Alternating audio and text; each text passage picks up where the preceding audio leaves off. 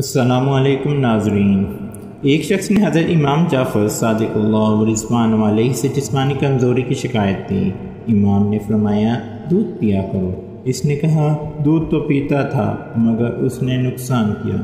امام نے فرمایا دودھ نقصان دہ چیز نہیں، تم نے دودھ کے ساتھ کوئی چیز کھائی ہوگی اور تمہیں اس نے نقصان پہنچایا اور تم نے خیال کیا کہ دودھ نے تمہیں نقصان پہنچایا، حالانکہ ایسا نہیں ہے۔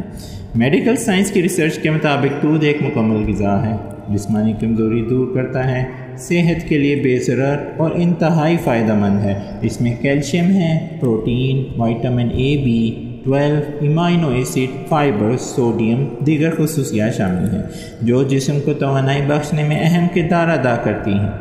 ایک تحقیق میں یہ بات بھی ثابت ہوئی ہے، دودھ کا ایک گلاس روزانہ استعمال کرنے پر جسم کی 44% حیاتیاتی ضروریات پوری ہو جاتی ہیں۔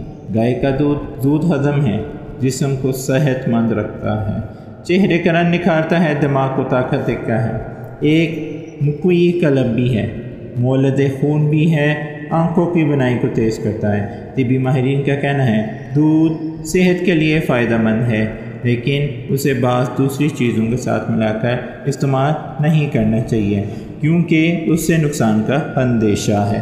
مثلا دودھ کو کبھی بھی پیاز، نمکین اشیاء، کھٹے پھل، اورنج، پائن ایپل، لیمو، مولی، گوشت، مچھلی اور بیکن وغیرہ سے پہلے، بعد میں یا ساتھ میں نہیں استعمال کرنا چاہیے، کیونکہ ان کو ملا کر استعمال کرنے سے کئی طرح کے سکن کے مسائل جیسے کہ سورائسس، ایگزیما، سکن الرجی اور سفید و کالے داغ، گیس، پیٹ کی انفیکشن، پیٹ میں درد اور پیشش ہو سکتے ہیں۔